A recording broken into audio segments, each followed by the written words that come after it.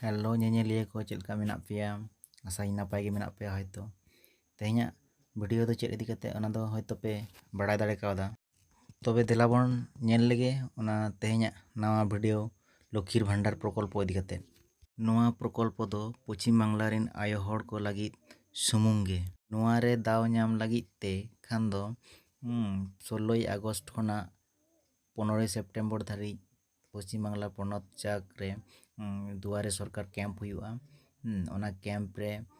नय फॉर्म नोआ वीडियो रे एम आकना ओना पेरेज कते ओंडे बन जमा लेखान गे नोआ रे लागिद दाव बन ñाम दा नोआ लक्खिर भांडार प्रकल्प रे दाव ñाम लागिद ते चेद चेद डॉक्यूमेंट लगात ताबोना ओना कोदो हुयुग कना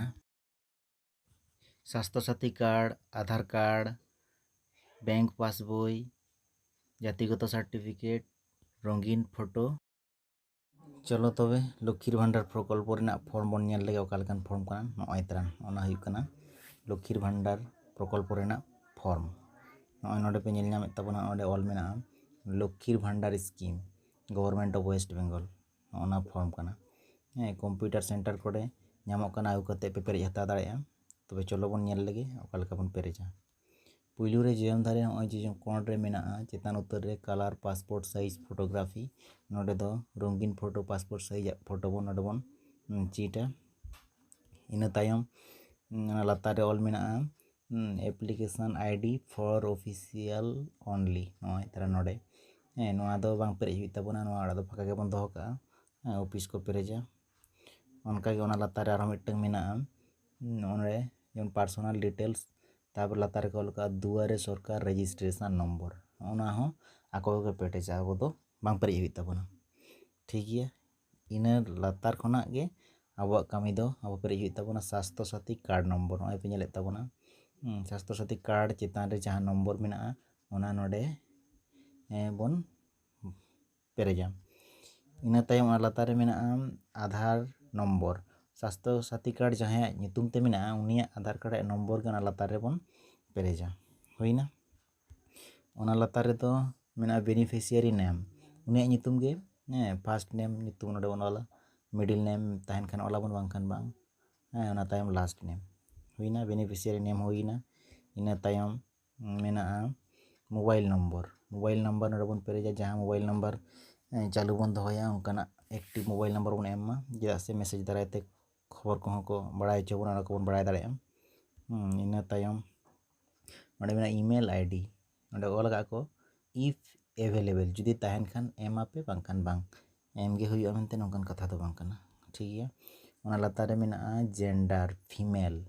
नोआ दो आयो हड़ को आगे कना तो ओनाते फीमेल को ऑल उतर का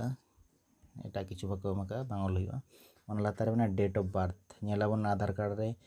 तीना मेना ताया डेट ऑफ बर्थ ओना का हिसाब नोडे बन डेट बन बैसवा ओना तायम मंथ बन बैसवा ओना तायम नोडे ईयर बन बैसव के बन ओना लातार रे ठीक 1-1-2021 हिसाब ते उनिया बयस तीना हुई कन ताया ओना हिसाब कते नोडे बछर हिसाब ते बन ऑला मास आर दिन उडुक लेनखान ओना दो बांग ऑल हुआ शुधु बछर ते तीना सेरमा हुई कनाय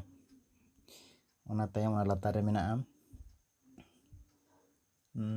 ñel ñam एबो नोडे फादर्स नेम मदर्स नेम और spouse name father's name all के बन पुइलू ओड़ा रे ओना तायम मदर्स नेम दोसर ओड़ा रे बन ऑल केया ओना तायम मेना स्पाउस नेम माने जावाय नितुम नोडे दबन एमा नोडे आज जावाय नितुम नोडे स्पाउस नेम तो लातार ओड़ा रे आज जावाय नितुम बन एमा होइना इना तायम ओना लातार रे मेना कास्ट अब दो एसटी कना बन नय एसटी जजम ओड़ा रे मेना फाका ओंडे बन टिका हुईना ओना लातार रे मेना एसटी सर्टिफिकेट रेना नम्बर ओना एसटी सर्टिफिकेट रे नम्बर नोडे बन बैसवा नोडे मिटन कथा बड़ाय चो बना जुदी एसटी सर्टिफिकेट बानुक खान किंतु अब दो जेनारेल हिसाब ते पे गन्नो जहां बाचुक खान 1000 टाका ते बापे ñama 500 टाका ते पे ñama नोआ गे लई चो काय जेनारेल को ओबीसी को 500 टाका एसटी एससी को 1000 टाका आदो एसटी के नाम मेनते प्रमाण जुदी एम बांग ताहेन तामा ताले आम दो जेनारेल हिसाब गेम गन्नोयना तारे 500 टाका ते ñama ठीक गया बाचुक ताम रहा किंतु एप्लाई हतार का परेते एसटी सर्टिफिकेट तैयार लगी एप्लीकेशन एम पे ᱧᱟᱢ ᱞᱮᱠᱷᱟन ᱯᱮ ᱚᱸᱰे ᱯᱮ ᱮᱰᱟ ᱩᱱ ᱥᱚᱢᱚᱭ 1000 ᱴᱟᱠᱟ ᱠᱟᱛᱮ ᱪᱟᱹᱞᱩᱜ ᱛᱟᱯᱮᱭᱟ ᱠᱤᱱᱛᱩ ᱟᱯᱟᱛᱚᱛᱚ ᱡᱩᱫᱤ ᱵᱟᱹᱪᱩᱜ ᱛᱟᱯᱮ ᱠᱷᱟᱱ 500 ᱴᱟকা ᱠᱟᱛᱮ ᱯᱮ ᱧᱟᱢ ᱦᱟᱛᱟᱲᱟ ᱡᱟᱦᱟᱸᱭᱟᱜ ᱢᱮᱱᱟᱜ ᱛᱟᱭ ᱩᱱᱤ 1000 ᱴᱟᱠᱟ ᱠᱟᱛᱮ ᱧᱟᱢᱟᱭ ᱴᱷᱤᱠ ᱜᱮᱭᱟ ᱚᱱᱟ ᱛᱟᱭᱚᱢ ᱢᱮᱱᱟᱜᱼᱟ ᱢᱮরিᱴᱟল ᱥᱴᱮᱴᱟᱥ ᱱᱚᱰᱮ ᱫᱚ ᱱᱚᱜᱼᱚᱭ ᱟᱱᱢᱮরিড ᱡᱩᱫᱤ ᱵᱟᱭ ᱡᱟᱶᱟᱭ ᱟᱠᱟᱱ ᱠᱷᱟᱱ ᱟᱱᱢᱮরিড ᱚᱲᱟᱜ ᱨᱮ ᱵᱚᱠᱥ ᱮᱢᱟ ᱡᱩᱫᱤ ᱡᱟᱶᱟᱭ ᱟᱠᱟᱱ ᱠᱷᱟᱱᱮ ᱩᱱᱤ ᱫᱚ ᱢᱮরিড ᱚᱱᱟ ᱚᱲᱟᱜ ᱨᱮ ᱴᱤᱠᱮ ᱮᱢᱟ ᱚᱱᱟ ᱞᱟᱛᱟᱨ ᱨᱮ ᱩᱭᱰᱳ ᱡᱩᱫᱤ ᱨᱟᱺᱰᱤ ᱟᱠᱟᱱ ᱠᱷᱟᱱ ᱩᱭᱰᱳ ᱮᱢᱟᱭ ᱟᱨ ᱥᱮᱯᱟᱨᱮᱴ ᱟᱞᱟᱫᱟ ᱵᱮᱱᱟᱭ ᱠᱷᱟᱱ ᱥᱮᱯᱟᱨᱮᱴ ᱮᱢᱟ ᱚᱠᱚᱭ ᱚᱠᱟ ᱞᱮᱠᱟ ᱚᱱᱠᱟ ᱦᱤᱥᱟᱹᱵ ᱚᱸᱰে ᱴᱤᱠ ᱵᱚᱱ ᱮᱢᱟ ᱦᱩᱭᱱᱟ ᱚᱱᱟ ᱞᱟᱛᱟᱨ ᱨᱮ ᱱᱤᱛᱚᱜ ᱫᱚᱵᱚᱱ ᱧᱮᱞᱟ ᱮᱰᱨᱮᱥ ᱠᱟᱱᱟ ᱱᱚᱣᱟ ᱫᱚ एड्रेस स्टेट दो ऑलरेडी ऑल में वेस्ट बेंगल सरकार तो शुद्ध वेस्ट बेंगल को ऑल तयम नोडे नेलाबन डिस्ट्रिक्ट में डिस्ट्रिक्ट लतार डिस्ट्रिक्ट ओड़ा डिस्ट्रिक्ट बन पेरेजा उनका पर मेना पुलिस स्टेशन थाना ओका थाना ठिकाना उनका ओलाबन लतार में ब्लॉक म्यूनिसिपालिटी ब्लॉक नितुम बन एमा जीपी नितुम बन एमा परे आतु नितुम तायम चे मेना हाउस नम्बर ओड़ा नम्बर को तायन खान एमाबन बांखान बांग दरकार बानुआ बातु टोला करे दो ओड़ा नम्बर बांग तायना बांग एम गानोग गया इना लतार मेना पोस्ट ऑफिस और पिन कोड एम केबन खान गे ओना 1 नम्बर पेज दो कमप्लीट है नोआ दो 1 नम्बर पेज कना ओना 1 नम्बर पेज मेना 1 नम्बर पेज पेरेज कमप्लीट हुइन ताबना तो हिजुबन दोसर नम्बर पेज रे दोसर नम्बर पेज बन पेरेजा पुइलू रे मेना चे मेना नेल लेगे बन number of years dwelling in West Bengal West Bengal रे 3 सेरमा बसबासे मेनामा ओना ओंडे बछर बोला जुदी जन्म खना ये मेनाम खाना बयस तीन हुई कान तमा ओनाम बैसेवा और जुदी एटा पोनत खना जहां बाको को उगा को नोडे अगु कते 3 सेरमा को हुई कना ओना साल को ओना बछर को ऑल तको इना लतार रे मेना ओंडे बैंक अकाउंट डिटेल्स जहां नितुम ते स्वास्थ्य साथी कार्ड में उनिया बैंक अकाउंट नम्बर नोडे दबन एमा एटा हड़ा दो आलोबन एमा बांखान बांग हुई कैंसिलत तबना नोडे पुइलू रे मेना बैंक नितुम ठीक ठाक कते बैंक नितुम बन पेडेजमा ओना लतार रे मेना बैंक